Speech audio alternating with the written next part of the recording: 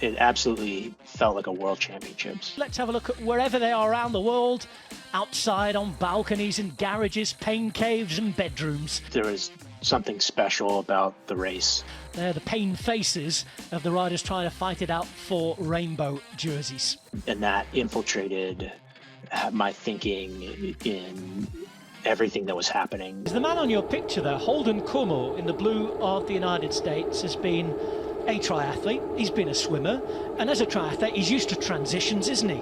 Because he's transitioning to being a 42-year-old fully fledged superstar Zwift rider.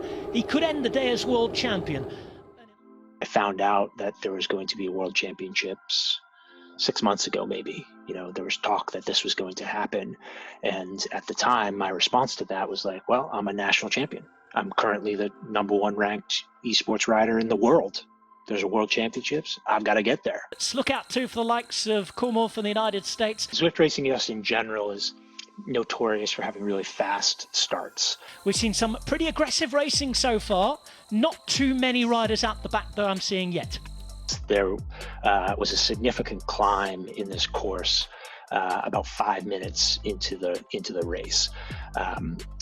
So I knew that when that climb hit, 5 minutes in, we're going to be going hard up that climb. Well, they left Autopia and went up the hills, as you can see. Plenty of power-ups being used on those first climbs. The most efficient position to be in is sort of towards the back of that pack, and it's often hard to see what's happening up at the front. So the whole time I just made sure that I was in good position, and when those like more difficult and strategic points of the courses came, like when we were going up hills, I made sure that I was moving forward in the pack and just was positioning myself. With 18.9 kilometers to go, he's still in the pack. He's towards the front of the bunch there. You can just see his name highlighted next to that United States flag. And here he is at home in the United States in the bottom left-hand corner of your picture. And I've ridden that course hundreds of times, and I know exactly how to navigate efficiently through all of those hills and the strategies that I could employ there. So it honestly wasn't too difficult to get myself in the right position to handle those moments. Holden Cameau, as he said, the Zwift national champion of the United States back in 2019, plies his trade in game for Saris and the pros closet. And talk about experience that he's built up over the last few years racing on Zwift. 640 races, Rob. So that's a lot of knowledge, isn't it? That's a lot of knowledge to bring into the game, and has won 4 out of his last 9 Zwift races. The last 10 minutes or so caught me by surprise, particularly the last 3K. There's a section of the course called the S's, where it sort of kicks up, and then you go through this like windy little section. They're up and down rollers.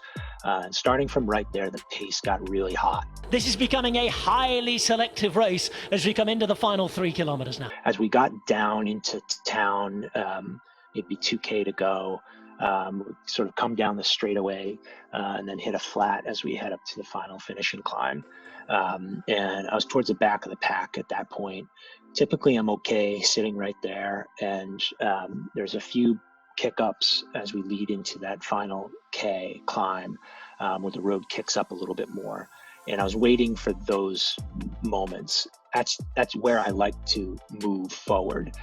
Anytime there's a little slight incline in the road, especially when the pace is fast, that's where I can use that to my advantage, and leverage the fact that the people in the front of the pack, when they hit that incline, they're going to slow down and compress, and I'm on the back. I can accelerate into that incline and usually move myself forward. That is typically successful strategy when I'm in a regular Zwift race. This wasn't a regular Zwift race. I finished 18th, which is not where I wanted to finish. But when I look back at the results, I look through the sheet, and you can see all the data, all the power data, and I had the lowest average power to weight ratio, so how much power I produce versus my weight. That's a victory to me in a way that means that the race was easier for me than it was for everyone else, because I didn't have to work as hard as everyone else. And I think that speaks directly to my experience and my expertise in the gameplay and knowing how to navigate through the race. I exceeded my expectations for performance. I felt like I had a great race. Went really strong. I left it all out there, which is great.